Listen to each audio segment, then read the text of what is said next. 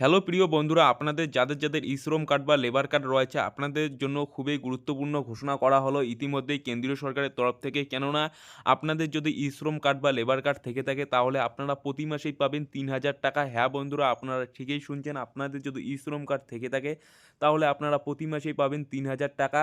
দেশের প্রধানমন্ত্রী নরেন্দ্র মোদী এইমাত্র ঘোষণা করে জানিয়ে দিল। তো কবে থেকে আপনারা এই টাকাটি পাবেন এবং এই টাকাটি পাওয়ার জন্য আপনাদের কী কাজ করতে হবে, কোথায় বা ডকুমেন্ট আপলোড করতে হবে, সমস্ত বিষয়টি আজকের এই ভিডিওটির মাধ্যমে আপনারা জানতে পাবেন। তাই আজকের এই ভিডিওটি একটুও না টেনে শেষ পর্যন্ত দেখার চেষ্টা করুন এবং চ্যানেলে নতুন হয়ে থাকলে চ্যানেলটি সাবস্ক্রাইব করে পাশে আসা অল নোটিফিকেশন অন করে দিন সমস্ত ভিডিওর নোটিফিকেশন সবার আগে পাওয়ার জন্য।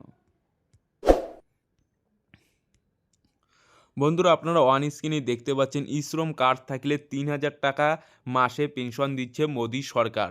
৩,০০০ টাকা পেনশন পাবেন এই লেবার কার্ড বা ই-শ্রম কার্ড থাকলেই।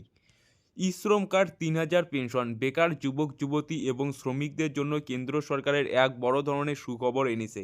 ই-শ্রম কার্ড বা শ্রমিক কার্ডের মাধ্যমে টাকা পাবে ভারতবর্ষের শ্রমিকরা। তবে এবার প্রশ্ন হলো যে শ্রমিক কার্ডের জন্য কিভাবে আবেদন করতে হবে, আবেদনের জন্য প্রার্থীদের কী যোগ্যতা পূরণ করতে হবে, কী গুরুত্বপূর্ণ ডকুমেন্টস প্রয়োজন ইত্যাদি প্রশ্নের উত্তর পাবেন আজকের এই ভিডিওটিতে।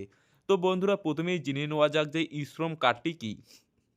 প্রধানমন্ত্রী নরেন্দ্র মোদী প্রথম ভারতবর্ষের শ্রমিকদের জন্য এই ই-শ্রম কার্ডের ব্যবস্থা করেন। মূলত ভারতবর্ষের অসংগঠিত শ্রমিক ও ছোট ব্যবসায়ীদের জন্য ই-শ্রম কার্ডের সুবিধা চালু করা হয়েছে। এই প্রকল্পের মূল উদ্দেশ্য হল যে সমস্ত মানুষের স্থায়ী আয়ের কোনো উৎস নেই তাদের ভবিষ্যৎ নিরাপত্তা দেওয়া। এই প্রকল্পে আবেদন করতে গেলে প্রার্থীদের বয়স ন্যূনতম ১৬ বছর হতে হবে।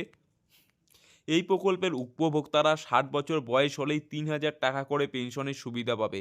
এখনও পর্যন্ত ভারতবর্ষের প্রায় ২০ কোটি মানুষ এই প্রকল্পের নাম নথিভুক্ত করেছে। প্রায় ২ কোটিরও বেশি মানুষ এই প্রকল্পের সুবিধা পাচ্ছে।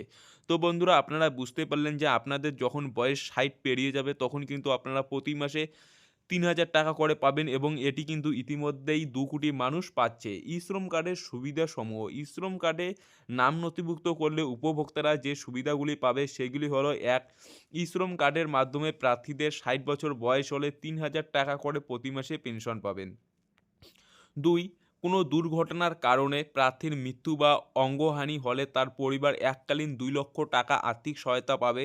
যদি আংশিক অঙ্গহানি হয় সেক্ষেত্রে আর্থিক সহায়তার পরিমাণ দাঁড়াবে ১,০০,০০০ টাকা। ৩ নম্বরে যেটি বলা রয়েছে সেটি হলো যে সকল ই-শ্রম কার্ডের উপভোক্তাদের নিজস্ব বাড়ি নেই তাদের বাড়ি তৈরির জন্য আর্থিক সহায়তা প্রদান করবে কেন্দ্রীয় সরকার।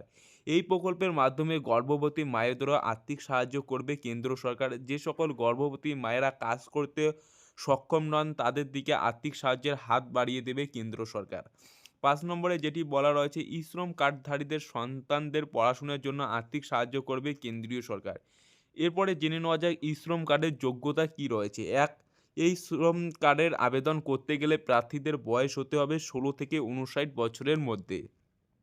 ২. যে সকল মানুষেরা আয়ের নির্দিষ্ট কোনো উৎস পান না তারাই এই প্রকল্পের আবেদন করতে পারবেন।